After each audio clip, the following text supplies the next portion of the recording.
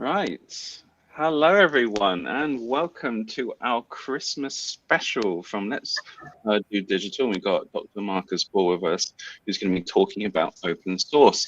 I thought I'll give everyone a quick introduction on Marcus, though quite a few of you probably know about him, and he's been a very busy chap over the last 10 to so more years. He classifies himself as a clinician of code, so thumbs up from me because that's the sort of branding I use for myself. He's also a locum GP, locum ED doctor, and has worked in anesthetics before he saw the light and decided primary care was the all the way. Very much worked around clinical informatics in many different guises, including chair of the RCGP Health Informatics Group. He was the founder for Open Health Hub, and also he's very much a discourse wrangler, so making sure all the forums that we people use in digital health are running as well as it can be. Now, Marcus and me have had many conversations, and he's given us talks before on open source, but wanted to get a Christmas spin on it this year and actually hear how we can actually use open source better in the NHS and anywhere else around healthcare, or maybe even international if people are listening from abroad. So I'd like to hand over to you, Marcus. The floor is yours. Tell us all about what you need to tell us. Yeah, so we can go straight to the slides, actually, and I will start sort of working my way through them. So this is the very provocative first slide that I've been using for about 10 years. And although the presentation that this originally comes from is very sort of ideological, I decided that for the Christmas one, I'd rewrite it and sort of come up with something that's a little bit more about the practicalities, and particularly the sort of practicalities as I see them in the NHS. And this is sort of based on recent experiences with the way that the NHS works and the slowness of everything within the NHS. And I do see open source as a way to hotwire some of those processes. So if you are somebody who's worked in NHS projects at any level, in any kind of organization, there might be things in here that kind of resonate for you. So I'm going to bash on through. That's my Blue Sky Social. I've made the exit from X finally. I call myself a general hacktitioner, which is just a stupid word for, I'm a GP. I started hacking around with GPIT, and I've been involved at sort of policy level, and I've written code and things like that. And there's various different projects I've been involved in over the years. I'm still involved with the Digital Health Discourse Forum. I'm the sysadmin of that and several other health-related forums. The RCPCH Digital Growth Charts project, which is all open source and is deployed in the NHS. So I have practical experience of making NHS open source stuff work. And then some other older projects which are kind of dead now. NHS Ubuntu, which was an attempt to make an open source operating system for the NHS, and OpenGPSoc, which is an open GP system. And those were kind of more ideas than reality, but they were challenging at the time. I used to, as Mark said, I used to do other things. And these slides are on that URL. So tinyurl.com/2024 Let's Do Digital. And it doesn't matter whether it's all caps or small lowercase, because I don't want people to have to think like I'm photographing the screen so that I can keep slides. I give you all the slides. They're all open source, and there's the link will be at the end as well. So I've always said that open source is the only way for medicine, and I get very excited about this, and to the point where I have people, getting similarly excited about how it isn't, and we have arguments. But I'm going to sort of focus on a different area. I'm going to say open source is the only way to avoid procurement death, because we seem to be arriving at a situation where the sort of NHS's bureaucracy, internal markets, and procurement obsession mean that anything you want to do at some point hits a roadblock where you've got to buy a service, or in our case, usually software or some kind of hardware or technology in some way. And that's where it all stops, because you can't now experiment with anything. You can't play around with anything. You have to buy a service, and that means procurement. And that means it's going to take you 18 months to get anywhere near the actual thing. And that's just absolutely insane, and it's stopping us progressing. So I've changed my war on closed source now to more of a war on procurement. But before I go into that, I'm not sure of the audience that we have. And in fact, we do have a Slido, don't we, Mark? I was going to ask the audience what sort of attitude they have towards open source. So if we've got one response there. What I tend to find, perfectly honest, 5 responses. A lot of the people who come to these kind of presentations are already fairly converted to open source. So I'm often preaching to the converted, but hopefully I'm going to talk about stuff that is sort of practical. It's not just about yay open source. It's going to be like, this is why it's a good thing, and some more direct things. For the people who are not already bought into open source, I'm going to do like 2 minutes on what is open source. In very simple terms, it means that the software releases its source code publicly. So whoever produces the software also releases the source code that's used to make the software, and they put that somewhere public so that you can access that. And that gives you certain guarantees and additional rights. And that's all controlled by an open source license, which is something that the software provider can decide. So there are various different open source licenses, and they can be very permissive, that sort of say you can do anything you like with this. And there can be more restrictive ones that enforce the copyleft element, which means that if you make a copy of the software, you've got to share the source code with it. But that means that there's a whole wide range of different ways to use open source. But fundamentally, it doesn't mean that it's not commercial software. You can have commercial open source software. And it doesn't mean that you can't get commercial support for the software. In fact, that's a huge industry already across the world supporting and working with open source platforms. Doesn't have to mean it's free. So some open source software is free. If you have the skills to take the source code and build it and make it into a runnable piece of software, then it's all free to some extent.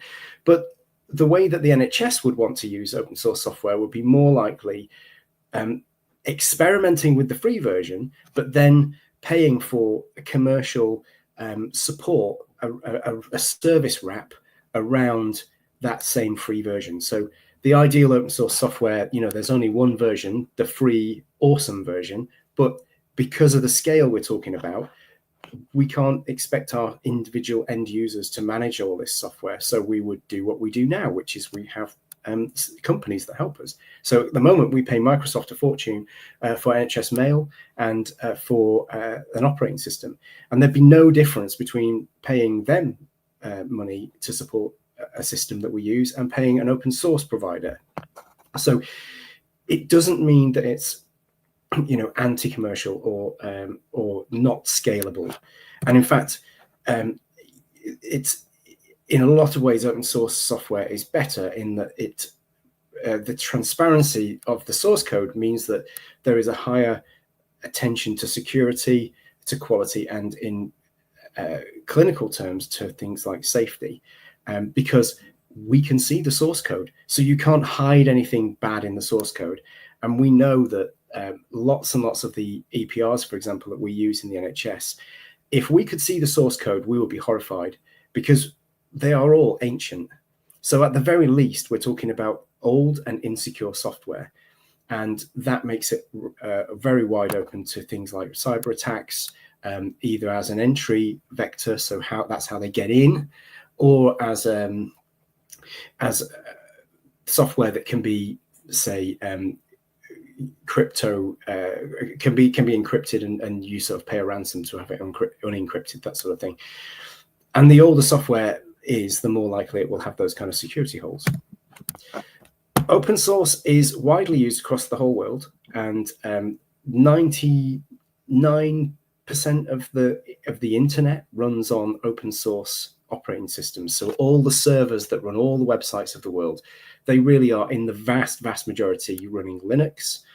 We've got Android OS, which is primarily an open source operating system. The Googly bits on top of that are proprietary, but the rest of it is open source. Chromium browser is the open source project, from which Chrome browser is produced, and actually several other browsers, including Edge, are based on Chromium. So it's a fundamental of the whole world we use. Apache is a very established open source web server. MediaWiki is the software that runs Wikipedia. WordPress runs something like 30 to 40% of all the websites on the internet. Discourse is another open source forum. So these are all vast, scalable, huge open source projects working to provide the infrastructure that the web needs in order to get stuff done. And a lot of this stuff is what we're missing in the NHS, in that anytime we want to do, say, for example, we want to do a website in an NHS trust, you may not necessarily be able to just reach for WordPress and start doing it, because it will become a procurement. And even if the digital agency that you choose end up using WordPress, you're still going to become mired in that procurement process. So let's get right on to procurement hacking, because I do think that this is a real barrier to innovation. We had a recent Let's Do Digital conference, and almost every presentation had, even if they didn't explicitly mention procurement, there was some point at which they said, we tried to do X and we realized that we would have to do a business case, and that was going to take a year to get the spend approved. So in the meantime, we had to do this hack because the thing had to be done. And that's not the way that an organization like the NHS should be operating, doing workarounds to avoid having to do a procurement because the procurement will kill the project. We either need procurement to be a lot simpler, or we go round procurement, and open source is one of the ways we can do that. So I've kind of done that line already, really. The project needs become a very expensive procurement process. But if you become familiar with open source, you can find ways around that. So if you are trying to do some kind of agile development, you can explore the open source options in the software that you need. And you can try a few different options for free. And then once you know which one works, then you might want to enter into some kind of commercial contract. And that's where the procurement starts. But at least you've got now something you can use, and you can just get started. And it does involve sometimes, breaking rules, in that some organizations don't like you messing around with software. But I think that is a thing that the NHS is going to have to grow up about, in that if we've got people who we're paying to do a job, but we don't trust them to do a job, then they're going to do a very poor job. And we actually need to culturally change and say, if you're experimenting with an open source platform in a safe environment as a stepping stone iteratively towards getting a new service going, that's fine. We trust you to be able to do the right thing. Once you've got something in place that is open source, you don't have to then continually manage it yourself. You can hand that off to an internal IT capability. So ideally, I'm a big fan of internal IT development in the NHS, or you might pay for commercial support. But internal development capability, I think, is a very strong move, and it's something we should be doing more of in the NHS. Backing into this, like, procurement kills everything, we all talk about agile working, and everybody is convinced that they're doing it. But very often you can go so far with agile, so people can do the first steps where they might think about service redesign, and they might do some wireframes, and they might talk to some users, and they get an idea, and then software happens. And at that point, it becomes a procurement, because we don't seem to have the right teams to be able to sort of say, right, well, these are the options that we've got. Whereas open source would at least allow us, depending on what you're trying to build. I mean, sometimes it can be as simple as a website. You just need a website for a trust or for an organization. And before you can move forward, you've got to go through a procurement. And that is incredibly wasteful of people's time. It happens at every level of the NHS, and it doesn't happen centrally. So it means that we're doing the same procurements for the same tiny and almost pointless pieces of infrastructure at organization level hundreds of times over. And that's just an utter waste of brains. And I'll come on to brain wastage and my views on that a bit later. So if we want to do rapid iterative experimentation, that's what Agile is. You should be able to set up an experiment, try a thing, show it to the users, show it to the consumers, and then get the feedback and decide, does this work? But you can't do that if you've got to procure the thing first, because procurement is like making a permanent decision about what you're going to buy. That is not Agile. But open source can do that. So whatever it is you're building, there is almost always an open source option out there. And if we really bought into the NHS open source community, we could actually build open source projects that were particular for the NHS. So as in designed exclusively for our needs, and not even having to pull in something from the wider world of tech. Iterative stuff is Agile development is meant to be iterative. Medical technology is a huge challenge, and we know that closed approaches to improve our technology have failed. So if you look at most EPRs across the NHS, a lot of them do not work for clinicians. They slow down the clinical process. They make it difficult to find information. They can even be dangerous. But if we had internal NHS projects, we could gradually improve them. So it wouldn't be about buying a thing and we're stuck with it. It would be, we've all shared the development costs of building something very cool for the NHS. And we can then all use that thing that we've all shared in building. Large, difficult things like the internet could not have been conceived as one great big development. It's iterated. If you imagine what the internet was like in 1995, and then 2005, and then 2015, and we've seen that 30 years of gradual development of addition and improvement.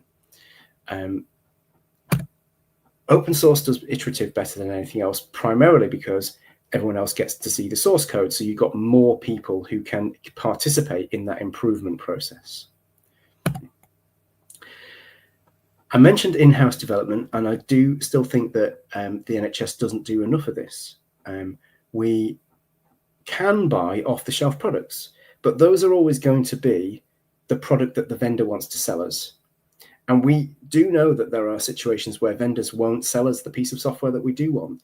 So, for example, if you ask a vendor to fully separate its application data, so that the kind of patient data from the software that you're using, which is something we've been asking them to do for many years, they won't do it because that gives them less power in the marketplace. They've only got power whilst they've got you as a locked-in consumer.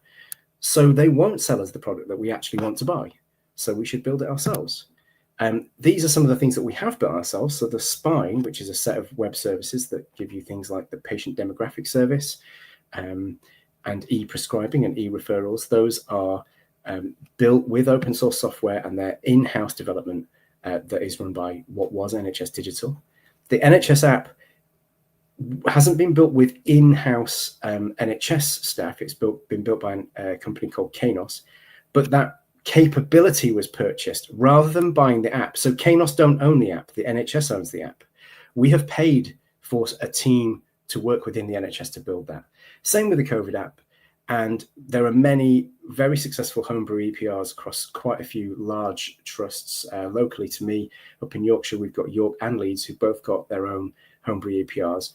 They're not without their problems, but they often have much better clinical workflows than commercial off-the-shelf software, because that the development process has been in-house and iterative, and the clinical teams are quite close to the technical teams.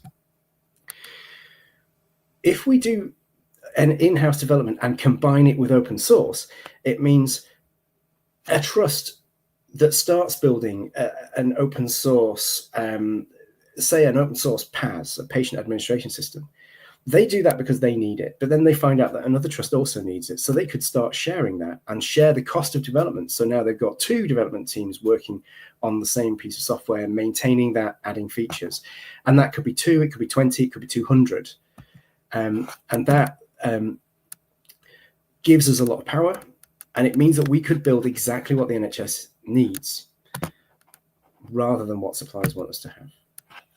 This is a powerful one that I only really thought of today after another conversation. And it's that everything I have ever done in all my software development work has been in open source. Everything I've ever done is on GitHub. And that means that as I've moved across different organizations and teams, I still have access to everything I've ever done. But I wonder if there are people on this call who have put in a load of work into a digital project and then it just dies. Like there's no funding stream. We're having a restructure. The supplier's gone into voluntary administration. That's topical in that there's a supplier, the GP supplier in Scotland, that's just gone into administration. All the work that we put in as clinicians, and whether that's training and learning to use something, that's all gone when a project disappears. And there's no saved game. You put all your effort into something and it's gone. Whereas if that was developed as an open source project, then when you leave that organization, or when the organization restructures and completely ceases to exist, you've still got access to that development work. And that could even mean that you can redeploy that somewhere else, or even that you can just use the learning that went into that project to build the next thing. You might not use the exact project itself, but you might want to use the data model, or you might want to use some of the code or whatever. And I think it's important as well to think of this not just about code, but work. So if you write documentation, or if you write guidelines, or if you write intranet sites, and it's all deleted because of a funding stream change, you've still lost a lot of work. Whereas if that's all open source, then even the text content has value and can be shared by other people. And you save that game for the future. It can be for your future. It can be somebody else finds it useful that is not you. So this is just vital that we should be doing it. And to me, it's a no-brainer. But culturally in the NHS, we've got a little bit of a way to go to get people to the point where they want to do this kind of thing. But gradually we can make it happen. There is already an NHS open source policy, for example. NHSX started that. So if you ever want to convince somebody that they should be using that they should be using open source software, you can point them to the NHS open source policy, which says doing things in the open makes them better. Gov.uk has a similarly pro open source policy. So these are things that we can point out to sort of get the culture change to happen. Some of the points which I always hit on, which is about quality and safety. If you can see the code, then you can go and look at whether it's safe or not. But if you can't see the code, you can't examine closed source software and say that it's definitely safe. There could be decision-making logic or clinical decision branching logic that's in an EPR that's unsafe. And we would only know when a disaster happens. We can't look at the code and have somebody who understands code and the clinical work, of which there are many people. There are lots of clinicians who code. They can't look at the closed source software and comment on whether it's safe, but they could do that if it was open source. How do we know it's secure? How do we know there are tests? We can only take the word of the supplier for closed source, whereas in open source, we can order the code, test it, and improve it. Coming on to a bigger picture sort of view of open source, in that, and a little bit like I was talking about before, about things being done hundreds of times over and over again at a local trust level.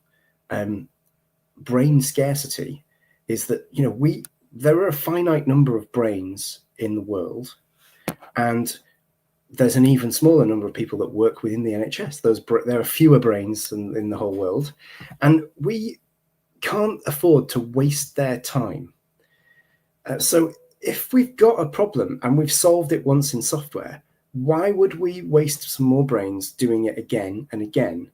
Which is what the commercial world will tend to do, because the commercial world sees it as advantageous to have as many different options in the marketplace as possible, essentially resolving the same problem and then you buy whichever one's better. Often they're still not better. Open source tends to cluster around a small number of solutions to a problem. So you don't want to keep resolving the problem. Find a solution, share your solution so that other people don't have to solve that problem.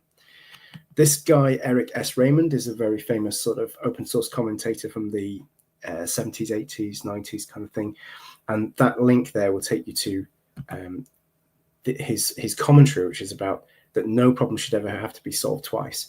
Now it is slight hyperbole, and in his commentary he does explain that. He doesn't really say there should only ever be one solution, because what if you come up with a better solution?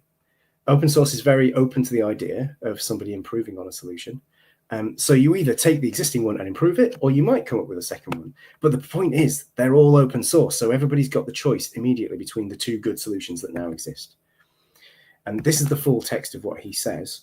I won't read it out, but it's really, in a nutshell, what I said. It's a moral duty to share information, solve problems together, and then give the solutions away so that other people do not have to repeat that. And if you imagine how much repetition of work there is and duplication of effort there is across the NHS, every single trust that has an intranet has to work out for itself how it's going to deploy that intranet. What is the software going to be running on? They have to procure that software. They have to populate it. That's the kind of thing that you could do at national level if you had a clue. And that's the kind of thing, we could build our NHS open source intranet platform that all trusts just use by default. And they would be free to use something else, but they'd be mad to use something else, because the right one to use would be the NHS one. It would be more likely to be a good fit for what they need. And at the NHS's scale, we have the perfect environment for open source. So we've got quite a lot of people. We've got quite a lot of system-wide needs, which are similar. So yes, every trust is using a completely unique combination of different software platforms. But if you look at what their needs are, they're largely similar. So we need to be able to track patients, and we need to be able to track staff and have databases of these things. We need to be able to integrate all these pieces of software. And we could easily move from we buy all kinds of random bits of software, and then later on we work out how to connect them together. We can move from that world into we in-house develop NHS software that will be useful across multiple trusts or multiple organizations across the NHS, and addresses the needs in a much more direct way, does the thing that we need it to do, not what the vendor needs it to do, and share it with everybody else. So it's completely open, and that we can do. We have a lot of development capability, but in each trust we don't have many developers. But across the whole NHS, we have a large amount of development capability. Problem is that they're being underutilized, or at least they're being made to do things that are not working on collective problems. We could change that. We could build shared digital platforms that would solve every NHS business need. So where is the open source patient administration system? Where is the open source guideline platform or intranet type thing? Open source e-referral, open source NHS operating system, website frameworks. All these things can be done. And that is where we should be aiming. NHS does work well with open source in the sharing philosophy that goes behind the clinical risk sharing, the actual purpose of the NHS. People inherently get that is a sharing enterprise. We share medical knowledge, we share the risk of illness, and we share organizational knowledge through networks. So we could easily comprehend sharing open source software. I think I've covered some of this. I'm going to go a bit faster now. The improvements and things with open source, you can take a piece of software that's been published as open source, and if you have the skills, you can actually make the changes to the code yourself. Admittedly, not everybody does. So you could pay somebody to change those, to improve software, not just the supplier. So this is what's different about open source, is that we as the consumers have the right to the source code. And that means we can go and take the source code to somebody else and say, would you be able to make the improvement? Because at the moment, all our software is owned by a vendor or a supplier, and they are the only people who can make changes to it. So if we go to a GP system supplier and we ask them to integrate something or add a new feature, and they might just say no. Or they could say, well, it's on a list, but the list is 3 years long, so it's going to take a very long time before we get that feature. Or they could say, yeah, we'll do it, but it's going to cost you 50 million quid. And I've heard all of those three in GP IT circles as a solution to a feature that's often very simple. So we could make those improvements if we had open source software. Everybody else gets those improvements because when you make your improvements, there is a responsibility to share those back. And so everybody else who's using that software would also get those community developments. And clinicians get it.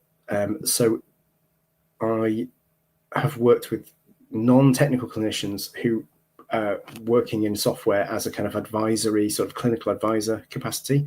And they're very suspicious of contributing their intellectual property, as it were, to somebody else's closed source product. Quite rightly. Why would you contribute for free all your knowledge so that somebody else can make money out of it?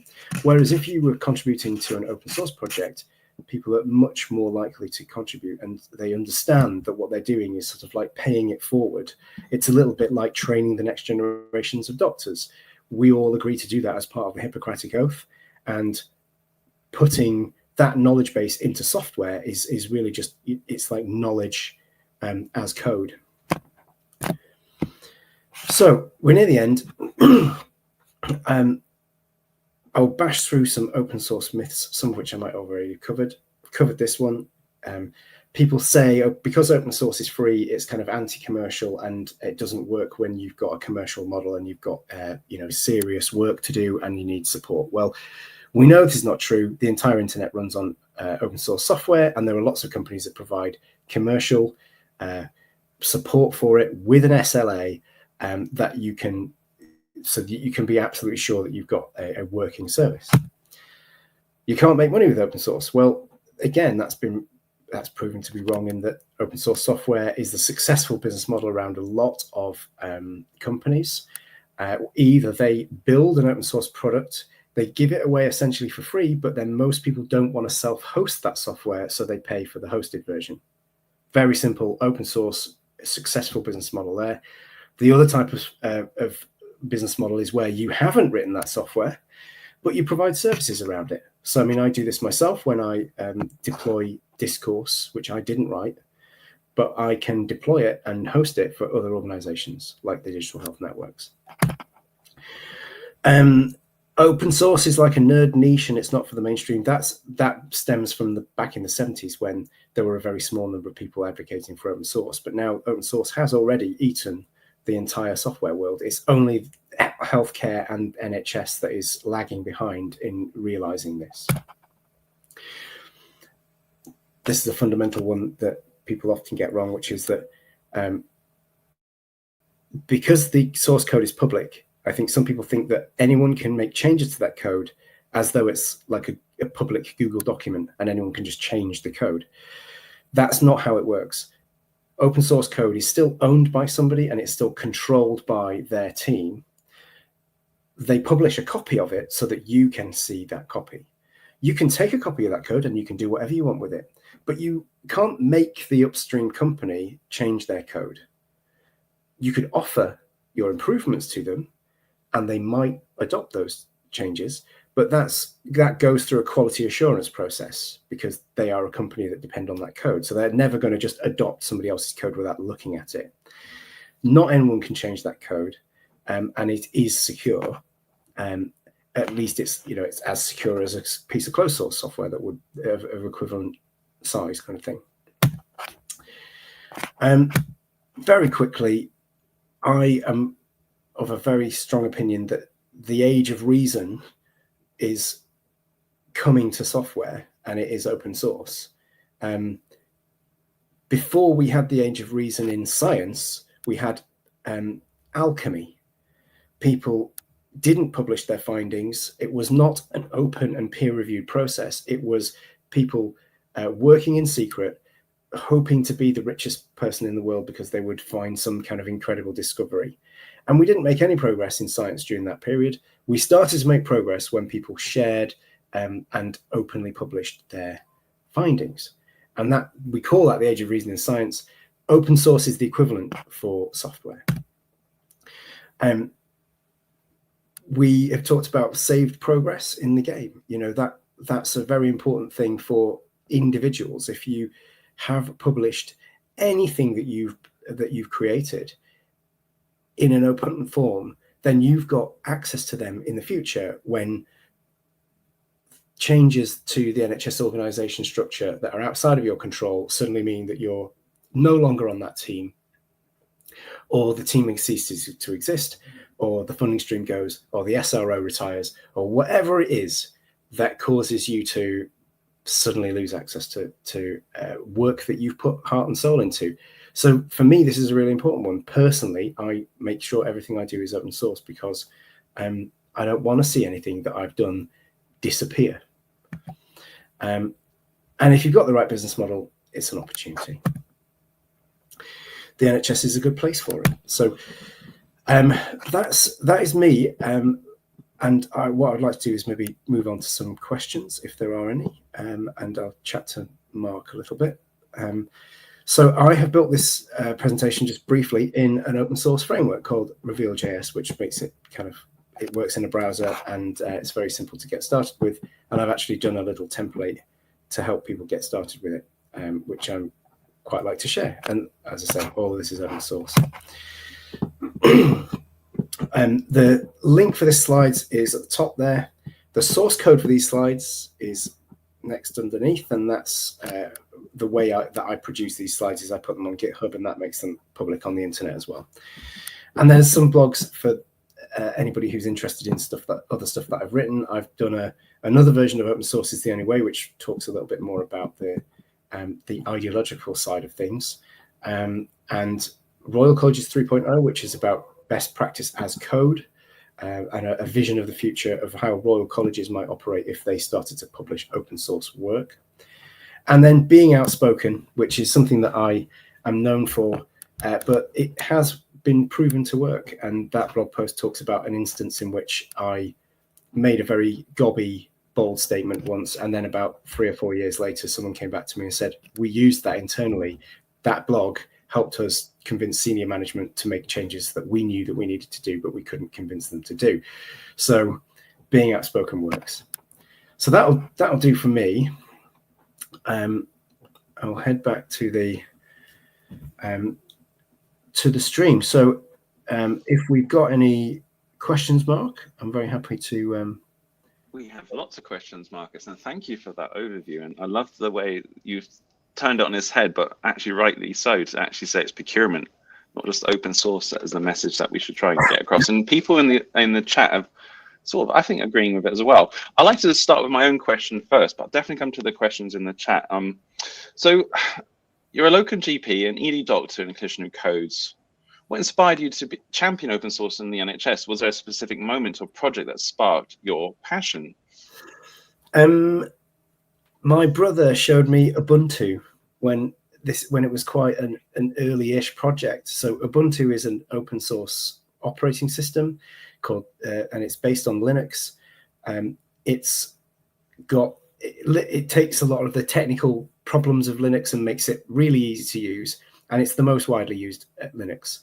And you can install it on any PC. So you can get an old laptop and you can put Ubuntu on it. And it was magical. It was this moment like, I didn't realize that this was a thing, that you can actually get an open source operating system that replaces Windows, and it has everything in it. Like even back then it had, a word processor out of the box, and it had a text editor out of the box, and it had a web browser, and it had lots of the things that you would need already installed.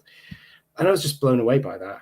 And that caused me to get more interested in technical side of computers and learning more about open source. And I started to just see, as I was fairly technical, and I was also working in the NHS, and I could see how a lot of the problems that are faced by the NHS could be completely solved by moving to open source. And so that became the thing. And so I started agitating about it. And I think the first time I did the open source is the only way, the very bold original version was it was just a talk that I did practically off the top of my head with just a few slides at the launch of the Aperta Foundation, I think about 10 years ago. And then I turned that into a blog post, and then, I've iterated on it a few times to try and really grab the different kinds of audiences, because the people who are already converted to open source, they don't need an ideological talk because they already get it. But I'm trying to reach out to the people who have a problem in the NHS that I think open source can solve for them. So that's why I'm sort of rattling on about procurement this time, because I've seen so many people stuck in procurement hell, and their projects cannot move because of it, and they're almost being told to stop working, because they are meant to be doing a certain thing within a trust, and it's like, well, we can't procure that thing in time, so we'll just have to do a workaround. And then you've got workarounds of workarounds, and workarounds are never good. So that means that we've got poorer quality software out there being used by our clinicians, when we could have the best. We could be building the best, we could be building the right software for the NHS, and it would be cheaper. So orders of magnitude cheaper than what we're currently spending on software, and it would be better. So to me, if I've yet to have somebody really come to me with a challenge that is compelling, that explains why that wouldn't be true. I'm prepared to listen. And if somebody can explain to me why it wouldn't be cheaper to do open source software in the NHS, and why it wouldn't be better, and why it wouldn't result in safer and more ubiquitous quality software, then I'm listening. But I've not heard the argument yet. Yes, and we discussed should we open source in the NHS at this year's Let's Talk Digital conference as well, and it's a really good debate. So if anyone wants to watch it, there's a recording of that. Moving on to the questions in the Q&A from Really Care CIC, we've got why health? Why not health and social care? Predictable, I know. Well, it kind of includes, I would say it includes social care, but for the reasons of terseness and just not having an enormous health and social care in every sentence, I sort of approximate healthcare. That said, I am primarily a healthcare practitioner, and I know that social care is very close to healthcare. But why not the MOD?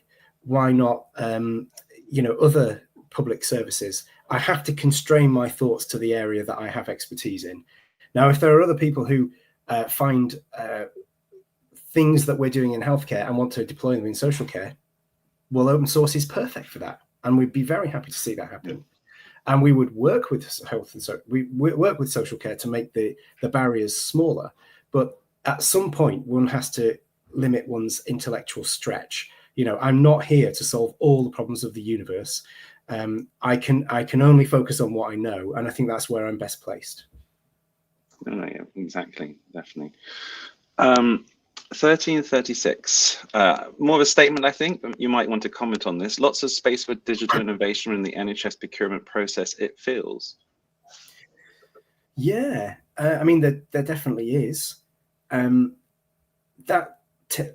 shape that tends to take, though, is a new procurement platform.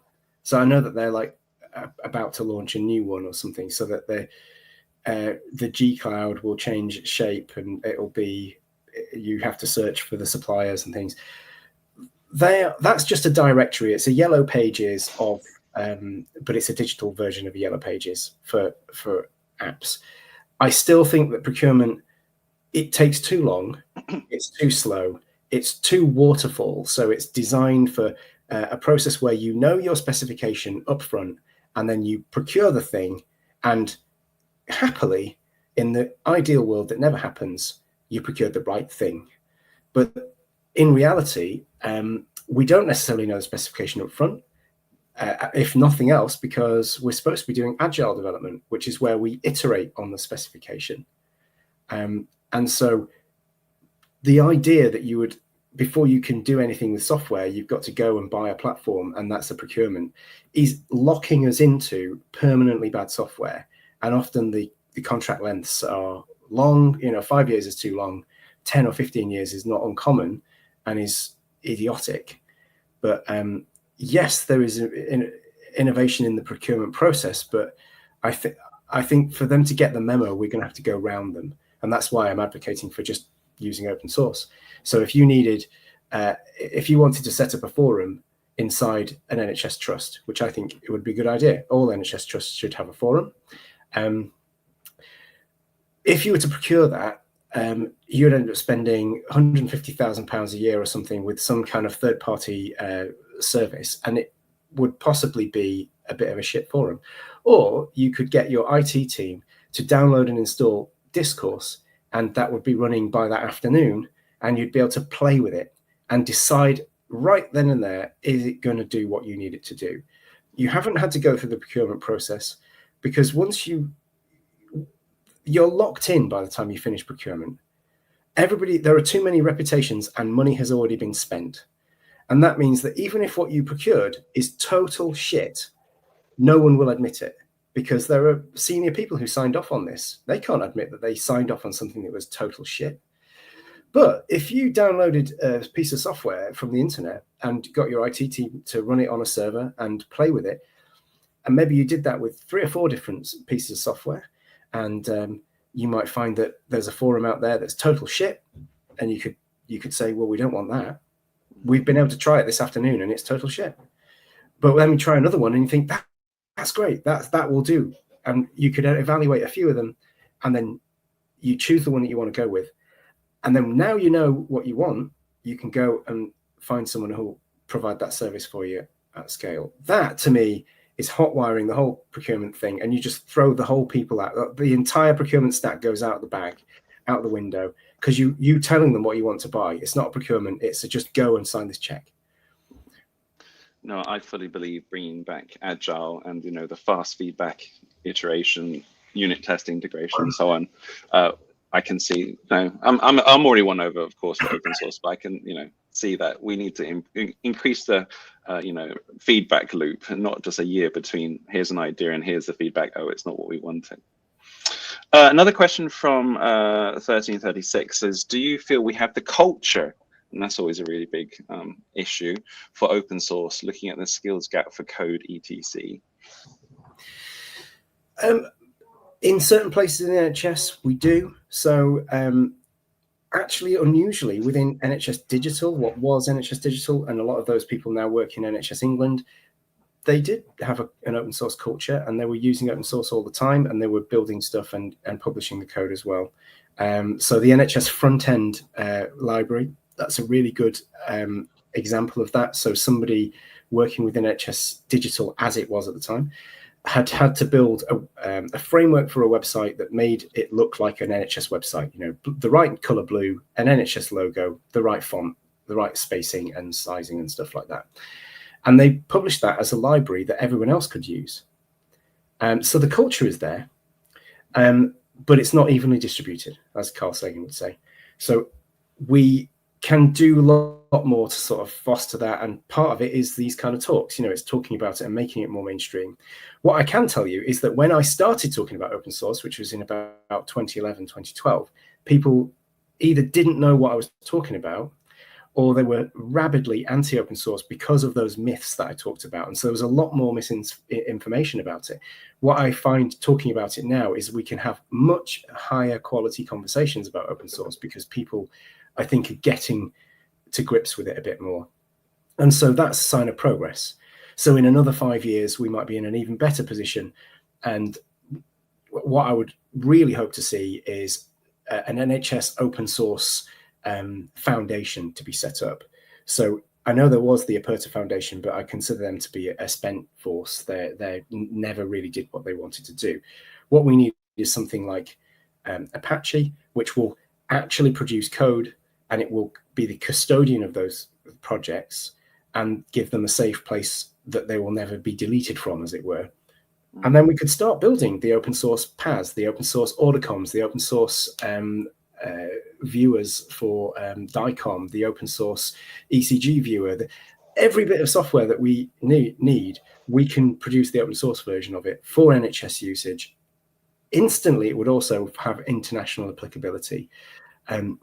So the culture's getting there, and we're all part of fostering that. No. And culture is a difficult one to win over. I fully appreciate. I see it every day in the NHS. Angus has written us a question. Angus, thank you so much for joining us. We used to work back when the FCI, the clinical informatics, used to exist. Sad days that's passed. But he asked a question. Jackie Rocks, NHS England's chief commercial officer, has resigned. NHS England state they might reorganise the commercial directorates. Will this result in status in the commercial directorate? Almost certainly yes, but how will we tell the difference? Because the commercial directorate, it is already very glacially slow, and I get the feeling that a lot of the work we would like to do is hamstrung by commercial sluggishness around procurement. So I'm not expecting that announcement to change my life either way. I think, yes, they'll get somebody else. They will be called the chief commercial officer. I'm not convinced it will make massive difference, because I think to make a big enough change here, we're going to have to do it as the grassroots. We're going to have to go around them, because they are now a bigger roadblock than they are a solution. Thank you.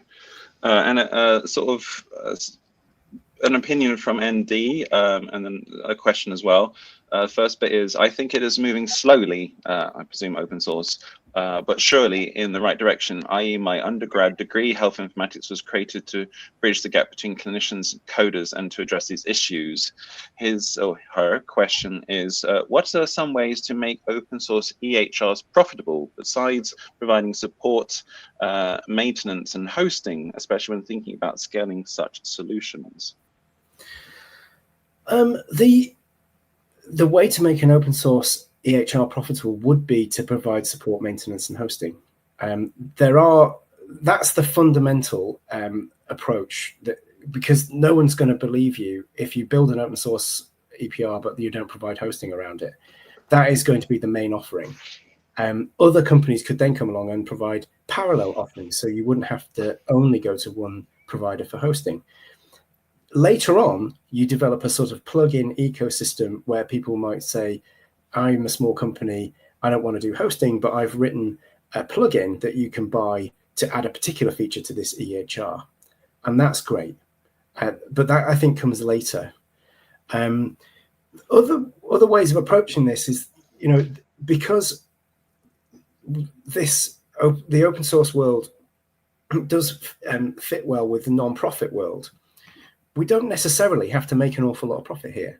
I know that every part of government looks at business as profit-driven, and a lot of the grants, even things like the grants through Innovate UK, will only support you if you are a profit-making company. So if it seems perverse, but if you're a non-profit, you're not eligible for some grants, because they have a very blinkered view that everything is profit, and it's be rich. It's a very, maybe to me, it's a very Tory world that is living in. Whereas I think it's perfectly possible to have sustainable non-profit organizations that produce open source code, and everybody gets paid. I'm not saying people do it for free. The people that work in that organization have a job and get paid. But what we don't do is then have a load of shareholders who get money for free. So you don't need to make as much money if you aren't shoveling it out the back door into the shareholders' faces. So you can afford to do something that is more affordable, and the scale can build slower as well. So you don't have to jump it to, from nothing to Uber scale in 6 months and take on a load of venture capital and get into debt and things. It can be done as a bootstrapped entity. And I've got experience doing that with the Royal College of Pediatrics and Child Health. They are a charity. We produced digital growth charts, and they are open source. And we've been gradually rolling them out to all of Wales, for example. All of Wales now uses it in the Welsh Clinical Portal. We don't charge a fortune for it, which is why it's feasible for trusts. Individual trusts can also take it on. And so we've got it working in dozens of trusts across England, lots of trusts in Scotland. We've got international interest. And that is all. It's a non-profit with an open source project that's in the NHS. So it does work. You've just got to decide that that's what you're going to do. And you have to decide at the start, because once you've got a project in the air and there's any money moving around related to this project, you will never get people to agree to open source it. So the only way to get the open source bit done is to make sure that the first line of code is open source. And that's what I did with the digital growth charts. I opened the repository, I started that code as open source. And I said to the RCPCH, if you don't want to do it in open source, then you've got the wrong guy. And I'll just have to step away and get somebody else to do it. So sometimes you've got to be quite bold and decisive, but it's working now. So everybody else can see it works. And then hopefully that will spur on other people to say, well, we can do the same. Yeah, maybe our slogan should be the first step is open, something like that. Mm. And Andy sort of asked a question around a success story, and I think the pediatric growth charts, the Red Book replacement, is a fantastic story. But on the other end of the scale, we've got 1336, who's been very busy asking us questions on the theme of procurement, and this might bring back memories, some you might not want to relive, but can you tell us anything about what happened to NHS OS, so operating system? NHS, yeah. Yeah, of course I can tell you. So it was originally NHS Ubuntu, which was like we just mashed together NHS and Ubuntu. So the idea was we were going to take normal Ubuntu Linux and we were going to specialize it for the NHS, which we did. We actually had a downloadable ISO, which you can just install on the USB stick and you could run it. You didn't even have to install it on the computer. You could just run it as a live USB, so you could try it out without overwriting your Windows, And that people went wild for that. It was very exciting because we had a physical artifact they could actually play with. And it was skinned to look like the NHS colors, and it had the NHS logo. We did a lot of things like we removed all the things that you didn't need, like games.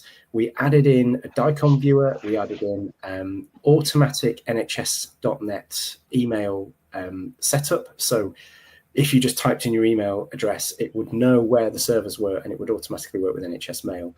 So the idea was this was not just an operating system platform to run on the laptops, but it was a deployment vehicle for all the other software that you do need on an NHS laptop, because you can put all that in the kind of Ubuntu software center, and then people could download that knowing that everything in that software center is pre-vetted and you are allowed to install it.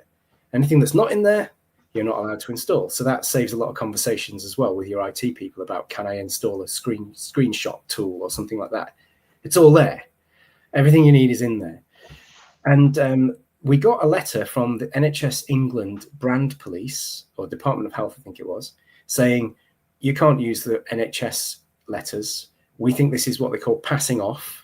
They thought we were trying to make profit by impersonating the NHS. And the only people who are allowed to use the NHS letters are the Secretary of State for Health. Or the Secretary of State for Health can instruct you that you are allowed to use the letters. So we spent a bit of time trying to, morph our way around this problem. One of the ways that we could have been saved is that if anybody at NHS Digital or NHS England had said, here's £1, we'll buy the project from you, and it becomes an official NHS England project that you work on, it would have been an official project and we would have been allowed to use the NHS Ubuntu wording.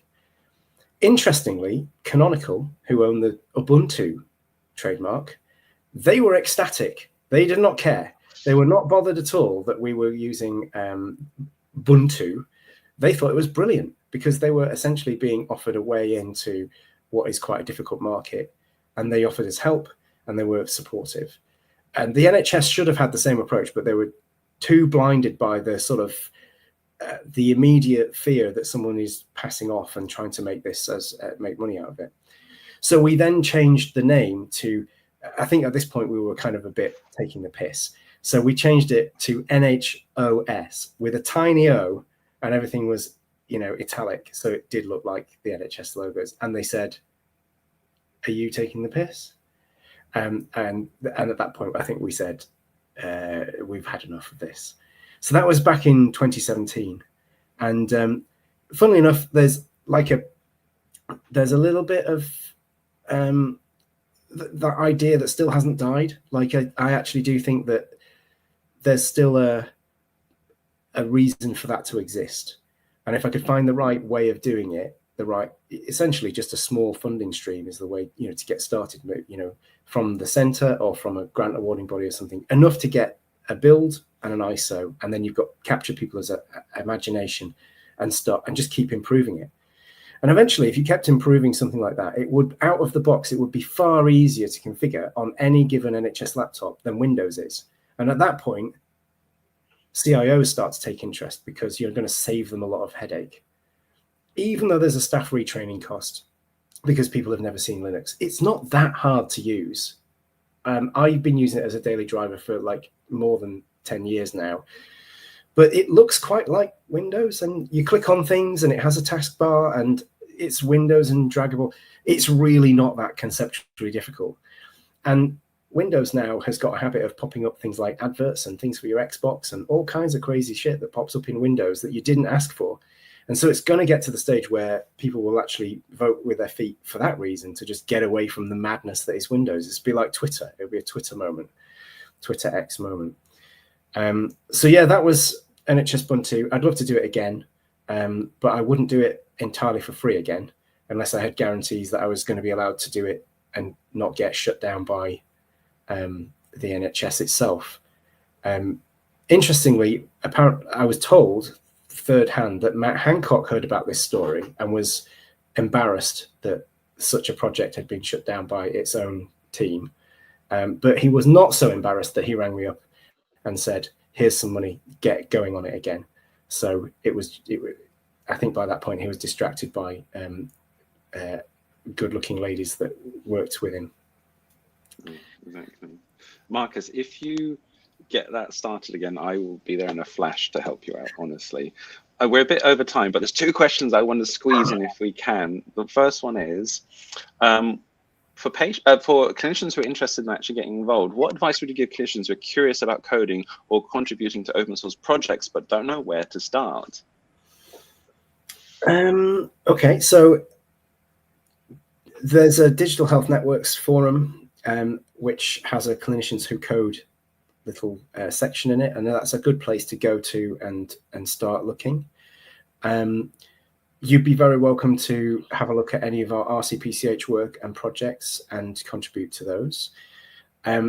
Contribution can be as simple as just reading somebody's code and finding like some typos or some small grammatical errors in the documentation or something, and you've put that as a pull request, and that gets you known to the team, and then over time you might get more involved in the actual workings of the thing.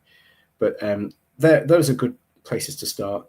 I think asking questions on forums is good. So there's Digital Health Networks, there is Open Health Hub, which is a forum that I've been running for a long time, which is really only there to just give us an open source place to talk about open source in the NHS, where at the time there was nothing comparable. So I just thought, well, at least there's one place. So openhealthhub.org is a forum you can talk on there, and you can ask questions there.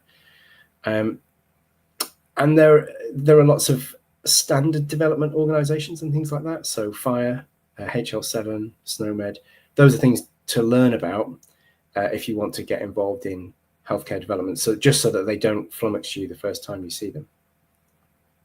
Fantastic, thank you so much. Now, the final question: if there's one thing that you would like the audience to take away and act on after this session, what would it be? I think it would be when you are being roadblocked by something in your organization, don't just think of that as the end of the story. Analyze what the roadblock is and what it's made of, So in a lot of this talk, I've talked about procurement being a roadblock, but equally it could be culture. It can be not invented here syndrome, where an organization doesn't want to deploy something because it's not come from there, it's come from some other trust that they don't get on with or whatever. Drill down into that reasoning and decide for yourself if it's sound ethically. And if it isn't ethically sound, go around it. You have, you as the NHS tech and clinical community have the ethical license to do what you think is right, even if that is what your organization has told you not to do. So that's kind of like guerrilla tactics. That's saying we believe in this and we're going to do it. And sometimes when you do that, and you can, first of all, you don't have to go and do something that's going to get you into trouble, but you can stand up to the problem and say, actually, we don't agree that this is the end of the road. We're not just stopping because you've said stop. So that's stage one. But if you did need to go as far as that and say, well, we need an alternative to this. We as the clinicians and we as the representative of patients, we need an alternative to this. We'll set one up. And that you get somebody who can do it, whether it's unofficially or officially, or you learn to code or whatever it is you do, and you do that thing. And half the time when that becomes known to more senior people that you've done it, there's a few people who will be, right, well, this is a disciplinary issue because you shouldn't have done it. But then when they see what you've done and they realize that the organization can't run without it, they change their mind and they realize, what we should be doing is supporting this. And they also don't want that story to go public at that stage because you've just saved their bacon, despite them telling you not to. So they're incentivized to sort of switch sides and join you. So you can win, and just remember that if you've got the ethical and moral high ground, then you're unimpeachable. Yeah, so win by saving people's bacon. I think that's maybe the take-home message. Marcus, a little bit over, but thank you so much for taking the time to go through our questions and giving us an overview of that. I love the whole let's tackle the procurement rather than just the open source saga. I'm going to take that way myself and start doing it. I hope other people do as well. Thank you so much for giving us time today for the Christmas special. And, I'll see you at the next one. Fantastic. Thank you so much. And thank you everyone else for joining us. See you next time.